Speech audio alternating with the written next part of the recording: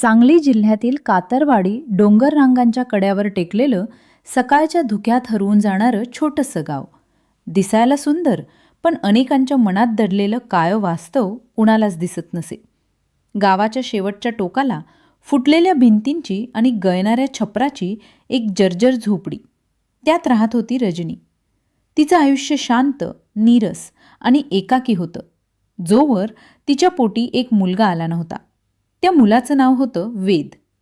जन्मताच दाईने थरथर कापत सांगितलं, मुलाला डोळे दिसत नाहीत, तो जन्मतःच अंध आहे.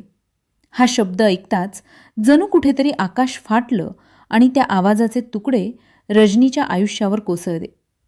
तिने नवजात मुलाकडे पाहायलाही धजावलं नाही. फक्त कडू शब्द कानात घुमले, माझ्या नशिबात हेच. त्या दिवसापासून सुरू झाला अंधार. पण वेदच्या आयुष्यातल्या अंधारापेक्षा रजनीच्या मनातला अंधार अधिक भयानक होता. वेद मोठा होत होता, पण एका आईच्या प्रेमाऐवजी त्याला रोज टोचणारा तिरस्कार मिळत होता. त्याला आईचा चेहरा कधी कळला नाही, पण आईच्या मनातील कटुता मात्र त्याला प्रत्येक क्षणी जाणवायची. कोणत्याही कारणाशिवाय ओरडा, दुर्लक्ष, दुरावा, सर्व काही त्याचंच नशीब. गावातील काही लोक तर वेदकडे अपशकुन म्हणून पाहायचे. काही मुलं त्याच्या काठीवरून खेचून पळायची, ढकलून द्यायची. वेद पडायचा, दुईत माखायचा, गुडघे सोलायचे, पण शांतपणे आवाज ओळखत पुन्हा घराचा रस्ता शोधायचा. एकदा त्याने आईचा चेहरा स्पर्श करण्यासाठी हात पुढे केला. रजनी दचकून त्याचा हात झटकून म्हणाली, हात लावू नकोस, तुझ्यामुळे माझं आयुष्य उद्ध्वस्त झालं. वेद गोंधळला, आई, मी काही चुकीचं केलं का? रजनीचं थंड हसू, तू जन्मलास हीच चूक पुरेशी आहे. जणू त्या शब्दांनी त्या लहानग्याचं हृदय राग झालं. गावात एक दिवस 2 बायका रजनीबद्दल बोलत होत्या. तिचं नशीब जळतंय त्या आंध्या मुलामुळे. ही वाक्य रजनीच्या मनात विषासारखी उतरली. तिचं जग जणू वेदच्या भोवती कोसळतंय असं तिला वाटू लागलं. त्या रात्री वादळ होतं, घर थरथरत होतं.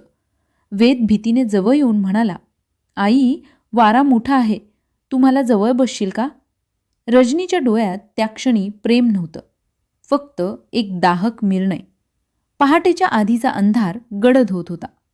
रजनीच्या मनात एकच विचार, तो नसेल तर माझं आयुष्य मोकळं होईल. वादळाच्या गडगडाटात ती वेदचा हात धरून घराबाहेर निघाली. पहिल्यांदाच आईने त्याचा हात पकडला होता आणि तो अतिशय आनंदात हसला. आई, आज तू मला हात दिलास. रजनी मात्र शांत. तिच्या पापण्यांच्या मागे एक निर्णय पक्का झाला होता. गावाच्या टोकाला असलेल्या खोल ओहोळ्याजवळ ती थांबली. पाऊस कोसळत होता, वारा जोरात घोंगावत होता. वेद आईच्या खांद्यावर डोकं टेकवत म्हणाला, मी तुला दिसत नाही, पण तू माझ्या मनात खूप सुंदर आहेस आई. हे शब्द रजनीच्या हृदयात सुरीसारखे घुसले. तरीही तिने डोळे बंद केले आणि क्षणभरात सर्व संपवलं. वेदचा शेवटचा आवाज, आई, मी तुला माफ केलं. आणि मग फक्त शांतता. दुसऱ्या दिवशी कातरवाडी हादरलं. लोक जमले. रजनी सुन्न बसली होती, डोळ्यांत कोरडी पोकळी. प्रश्न विचारला गेला, तू असं का केलंस? तिचा थंड, कठोर आवाज निघाला, तो माझा नव्हता, माझं नशीब बिघडवत होता. गावातील सर्वांचं हृदय चिरले. एका म्हातारीने शांतपणे सांगितलं, वेद तर तिला कधी दोष देत नव्हता. सर्वात जास्त प्रेम त्याने आईलाच केलं. रजनीच्या चेहऱ्यावर पहिल्यांदा एक कलकत थरथर उमटलं. वेदच्या शेवटच्या शब्दांची आठवण, आई, मी तुला माफ केलं.